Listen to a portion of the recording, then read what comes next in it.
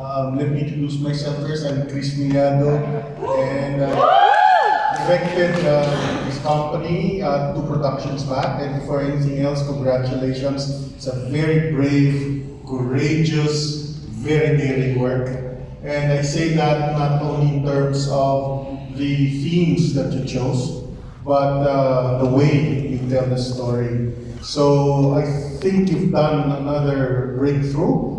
A very important production that you don't only be seen once, but twice, thrice, for audiences, I think, to experience the full spectrum of meanings that you created this afternoon. And what the scary, I found it very scary watching it. Scary because at first, the world that you created seemed like something in the distant future, but at the same time, it felt like it was happening right now, or it has already happened.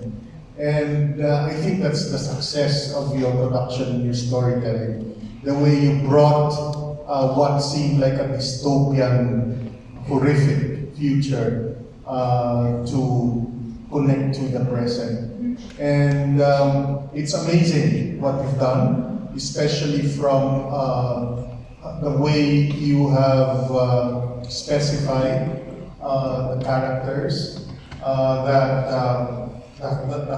way the characters thought through their actions and their choices made so much horrible, horrific sense. That the necropolis, that the city, it's a dystopian love letter to the city to a large degree. And I think that is the impact of this production.